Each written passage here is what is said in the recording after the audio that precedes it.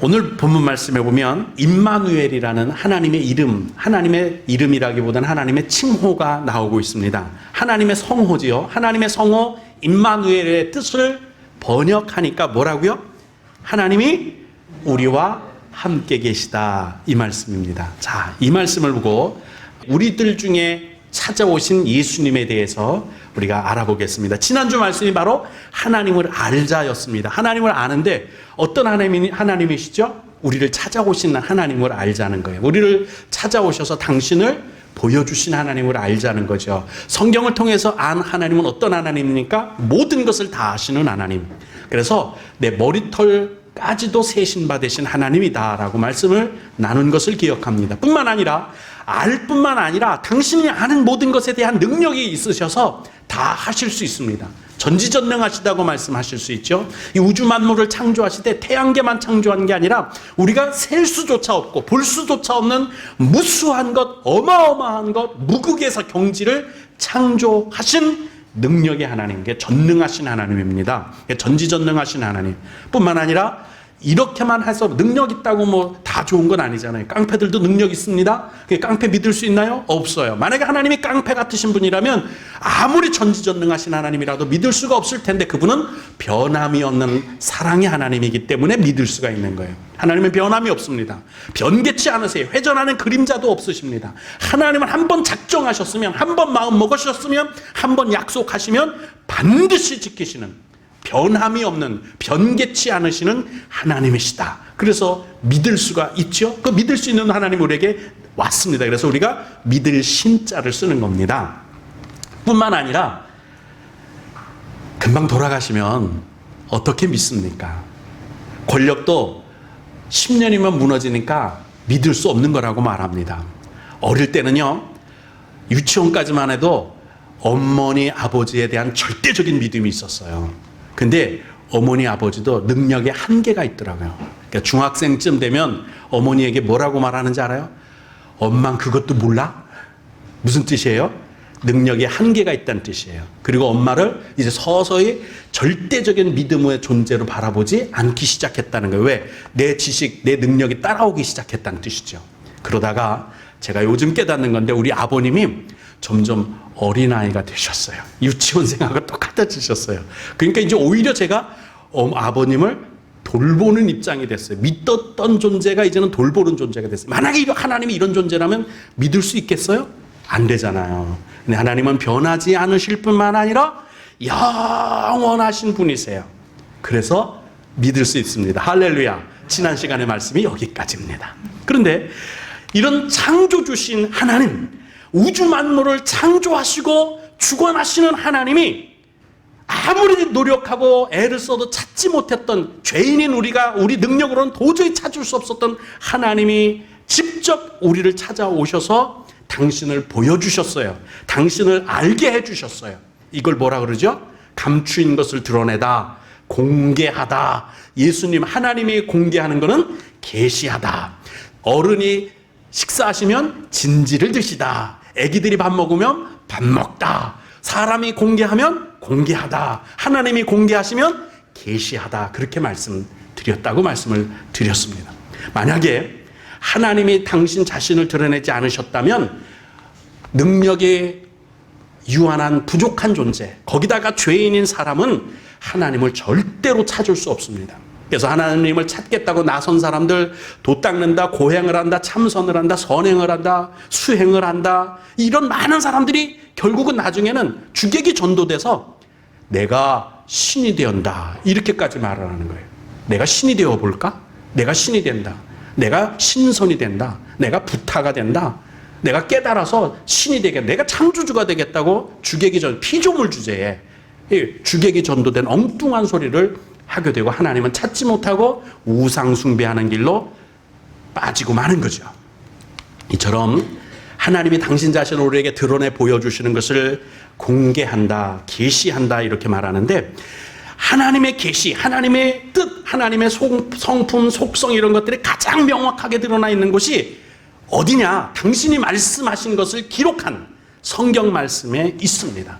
성경 말씀을 보면 하나님의 존재성, 하나님의 성품이었던지, 지난 시간에 나누었던 하나님의 어떤 분이신지, 또 하나님의 뜻과 계획, 그리고 인간이 스스로 알 수 없는 신비한 지식들이 그 안에 가득하고요. 영생에 관한 비밀과 약속, 구원에 대한 약속들이 그 안에 있습니다.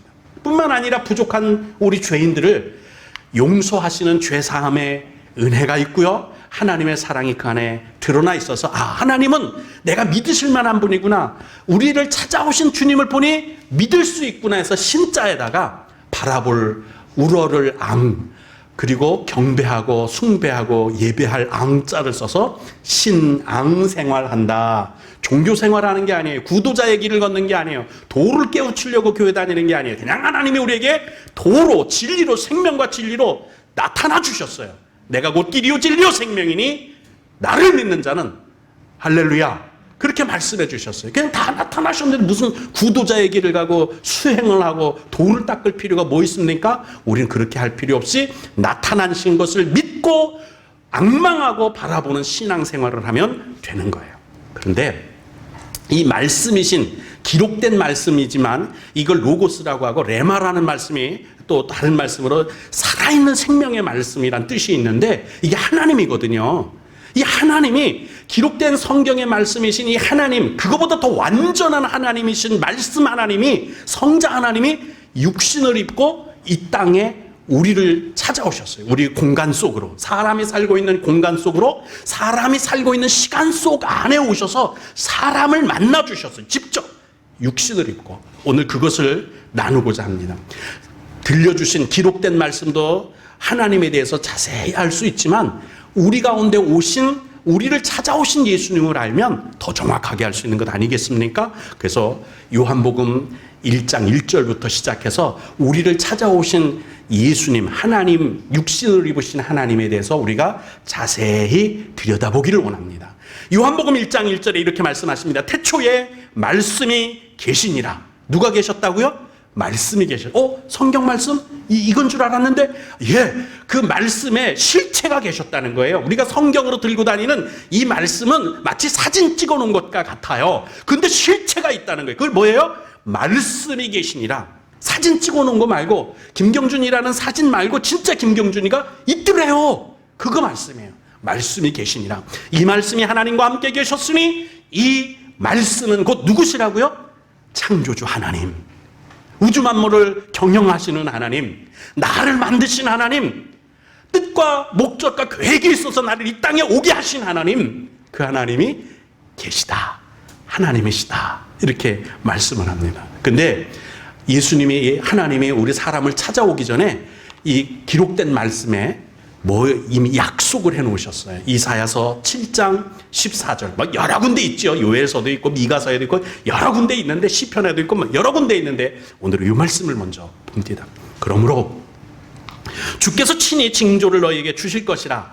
하나님이 육신을 입고 이 땅에 오시는 징조, 말씀이신 하나님이, 정말 사진으로 봤던, 성경 말씀으로 봤던 하나님이, 성경 말씀으로 읽었던 말씀이신 진짜 하나님이 육신을 입고 사람이 사는 공간 속에, 사람이 사는 시간 속으로 온다는 징조가 있을 거라는 거예요. 어떤 징조지요? 처녀가 잉태해서 아들을 낳을 거다. 이건 불가능한 건데, 이런 기적이 일어나면 하나님이, 말씀이신 하나님이, 우리가 마치 사진으로 김경준이를 봤는데 진짜 김경준이가 오는 징조가 있다. 어떻게? 처녀가 잉태해서 아들을 낳으면 진짜 우리가 읽었더니 성경에 실체가 오시는구나 라고 알으라는 거예요. 그리고 처녀가 잉태하여 아들을 낳을 것인데 그 이름을 임마누엘. 왜 임마누엘이냐? 하나님이 우리와 함께 한 공간에, 한 시간 속에 계실 것이다. 할렐루야. 그래서 임마누엘이에요. 정말 하나님이 나와 함께 계십니까? 내 안에 주님이 계십니까? 성령이 임재해 계십니까? 그걸 오늘 다시 한번 자기 자신에게 물어봐야 할 겁니다. 마태복음 1장의 요 말씀에 실제로 어떻게 정말로 이루어졌는지 21절부터 23절까지 이렇게 말씀합니다. 아들을 낳으리니 이름을 예수라고 해라. 왜? 예수란 이름의 뜻이 뭐냐면 자기 백성을 그들의 죄에서 구원할 자. 하나님이 육신을 입고 사람을 찾아온 목적이 여기에 들어있어요. 하나님이 왜 우리를 찾아왔어요? 죄와 사망으로 멸망받을 수밖에 없는 사람이 불쌍해서, 내가 불쌍해서, 우리가 불쌍해서 우리 사람 속에 육신을 입고 직접 오시겠다는 거예요. 사랑의 하나님이죠. 구원의 하나님입니다. 그래서 내가 너희 공간 속에 들어가마, 너희 삶 속에 들어가마, 내 곁으로 가마, 내가 육신을 입고 창조주지만 너희 곁으로 가마. 왜? 예수라는 일을 하기 위해서, 사명을 감당하기 위해서, 내 백성을 죄 가운데서 구원해서 영생을 주기 위해서 간다. 그러므로 내 이름을 너희들을 너희 죄 가운데서 구원할 자 예수라고 해다오. 그렇게 말씀하신 거예요. 그리고 이렇게 말씀합니다. 이 모든 일이 된 것은 왜? 이미 약속하신 하나님, 사랑의 하나님, 그분이 계획하셨기 때문에 이 모든 일이 된 거를 설명하는데, 주께서 선지자 이사야로 하신 말씀을 이루려 하심이니라. 처녀가 잉태해서 아들을 낳으면 하나님이 육신을 입고 이 땅에 오시는구나, 징조가 보였고요. 그리고 임마누엘 하나님으로 나를 내 죄 가운데서 구원하실 예수님이 되셔서 임마누엘 하나님으로 내 안에, 내 속에 나와 함께 생활하시는 주님으로 오셨습니다. 자, 이사야를 통해서 너 이 말씀을 기록해 사람들에게 알려라. 여호와의 말씀이니라. 이 말씀한 것 이겁니다. 보라, 처녀가 잉태하여 아들을 낳을 것이요 그의 이름은 임마누엘이라 하리라 하셨으니, 이를 번역한즉 하나님이 우리와 함께 계시다 함이라. 왜 함께 계시죠? 우리를 죄 가운데서, 사망 가운데서 구원하려고 임마누엘 하시는 거예요. 그 괜히 우리 곁에 붙어 계신 게 아니에요. 귀신들은 우리한테 뜯어먹으려고 붙어 있지만 주님은 우리에게 주시되 더 풍성히 주시고 생명을 주시려고 우리와 함께 하시는 겁니다. 할렐루야. 그러므로 주님을 영접하셔야 할 줄로 믿습니다. 하나님이 나를 찾아오셔서 지금 나와 함께 하십니다. 함께 한다는 것이 성경에 여러 군데 나오는데 몇 군데를 찾아보고 정말 나와 함께 하시는 하나님, 내가 어려울 때, 사망의 골짜기를 지나갈 때, 내가 곤란할 때, 내가 고통스러울 때, 내 인생의 좌절을 맛볼 때, 그때도 나와 함께 하시는 하나님, 내가 두려울 때, 낙심될 때 나와 함께 하시는 하나님을 만나봐야 될 것 아니겠어요? 여호수아, 이스라엘 백성들이 그 두려움에 빠졌을 때 그 지도자인 여호수아에게 이렇게 말씀하신 것을 보면 나와도 함께 하시는 하나님이구나 알 수 있습니다. 내가 너한테 명령한 거 아니에요. 부탁한 게 아니에요. 강하고 담대하라는 것은 내가 너와 함께 하기 때문에 부탁이 아니라 제발 좀 강해라, 담대하라, 믿음으로 살아라, 그렇게 명령했대요. 부탁한 게 아니에요. 그러므로 여러분, 강하고 담대하고 믿음으로 사는 것, 신앙으로 사는 것은 하나님의 부탁이 아니라 명령으로 받아들이시고, 아무리 두려워도, 아무리 낙심돼도, 아무리 절망 속에 빠졌어도 주님을 믿는 마음으로 강하고 담대하시기를 주님의 이름으로 축복합니다. 그게 필요한 거예요. 우리 그리스도인들에게 필요한 건 그 믿음이에요. 그건 하나님의 부탁이 아니라 명령이기 때문이에요. 강하고 담대하라, 두려워하지 말며 놀라지 말라. 명령이다, 부탁이 아니다 이거예요. 그리고 왜 이렇게 말씀해 주시느냐면, 너 어디로 가든지 간에 뭘 하든지 간에 내 하나님 여호와가 너와 함께 하느니라. 임마누엘이에요. 할렐루야. 여러분, 정말로 내가 어려울 때, 낙심될 때, 곤란할 때 나와 함께 하시는 하나님이심을 믿으십니까? 오죽하면 육신을 입고 이 땅에 우리 삶의 공간 속에, 시간 속에 들어와셔서 우리와 함께 부딪히면서, 우리와 함께 먹고 마시면서, 우리와 함께 살면서 눈물도 흘리시고 우리를 보고 애통해 하시면서 우리가 경험할 걸 다 경험해 보시고, 내가 너를 붙들어 주마, 내가 길이요 진리요 생명이다, 나를 믿어라, 그렇게 말씀하셨을까요? 여러분, 주님을 꼭 믿고 나와 함께 하시는 하나님, 나와 함께 계시는 하나님, 나와 동행하시는 하나님, 나와 동거하시는 하나님을 믿으시기를 주님의 이름으로 축복합니다. 시편 23편 4절에도 말씀합니다. 내가 사망의 음침한 골짜기 다니는 거 그래도 난 좋아. 하나님을 믿으니까, 하나님이 나와 함께 하시니까 나는 항상 하나님이 승리하게 하실 거야. 믿는 거예요. 골짜기로 다닐지라도 해를 두려워하지 않을 것은 주께서 나와 어떻게 한다고요? 임마누엘 하시느니라. 할렐루야. 나와 함께 하시는 하나님이래요. 이 하나님 나와 함께 있는데 뭐가 걱정이에요? 애만 들쳐업어도 밤에 두렵지 않습니다. 애만 들쳐업어도 밤길을 걸어도 좀 마음이 담대해져요. 더욱이 나보다 능력 많고 모든 귀신을 이길 수 있고 모든 어려움을 극복할 수 있는 전능하신 하나님이 나와 함께 하시는데 애어분과고 뭐 비교가 되겠습니까? 주님이 나와 함께 하십니다. 인생의 어두운 터널을 지날 때도 주님이 나와 함께 하심으로 강하고 담대하고 두려워하지 말고 놀라지 말기를 주님의 이름으로 축복합니다. 예, 나와 함께 하셔요. 나와 함께 하신다니까요. 경험 있으시죠? 밤에 두려울 때는 애래도 들춰보면 마음이 좀 놓이는 거. 그런데 하나님과 함께 하신데 뭐가 걱정입니까? 찬송하며 걸어갈 겁니다. 노래하며 걸어가고 기도하며 걸어가면 지금의 암울한 인생의 터널을 우리는 이겨내고 승리할 수 있을 줄로 믿습니다. 할렐루야. 할렐루야. 그러므로 여러분 두려워하지 마세요. 내가 여기서 끝장나는 건가? 이 가난은 언제나 벗어날 수 있을까? 이 고통을 언제나 벗어나지? 이 눈물의 골짜기를 언제나 벗어나지? 절망하지 마세요. 끝날 때가 옵니다. 왜? 주님이 나와 함께 하시니까. 주님이 나를 붙들어 주시니까. 강하고 담대하라고 말씀하시고 어디를 가든지 사망의 골짜기를 갈지라도 거기 나와 함께 계셔서 나를 안아주시고 품어주시고 나를 보호하시는데 막대기와 지팡이로 안위하시겠다고 말씀하시니까 믿으십시다. 할렐루야. 그게 신앙생활이에요. 그게 신앙생활이에요. 그러므로 이겨낼 수 있기를 주님의 이름으로 축복합니다.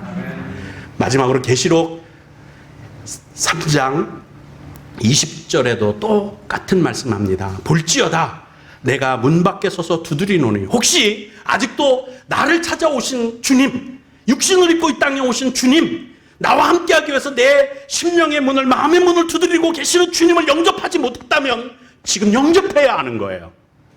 지금도 계속 주님이 두드리십니다. 누구야? 개똥아, 복돌아, 뭐하니? 나 좀 받아들여라. 그럼 너 인생이 바뀐다. 나를 받아들여. 생명이 있을 생명을 줄 거야. 너를 진리로 인도할 거야. 영생으로 인도할 거야. 너를 구원할 거야. 두드리시는 거예요. 문을 열어. 너와 내가 함께 하자.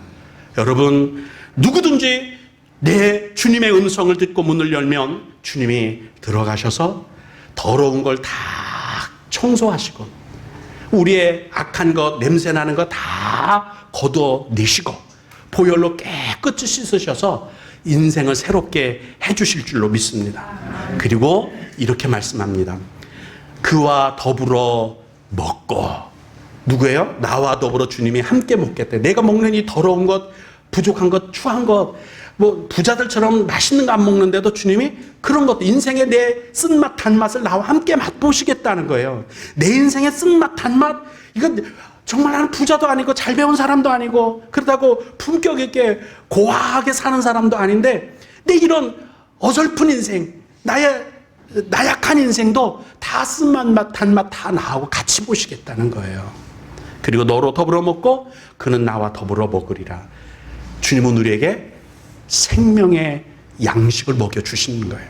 요거 그와 더불어 먹고 그는 나와 더불어 먹으리라. 요걸 합치면 뭐가 될까요? 동거하는 거잖아요. 함께 하리라. 요 말씀이 이 말씀 아니에요? 여러분, 주님과 함께 하시기를 주님의 이름으로 축복합니다. 지금 나를 찾아오신 주님을 영접하세요. 성령으로 지금 오신 주님, 다른 보혜사 성령을 너에게 보내주시겠다고, 우리에게 보내주시겠다고 하신 그 성령을 지금 우리의 마음의 문을 두드릴 때, 감동이 될 때 주님 오세요. 내가 주님을 영접합니다.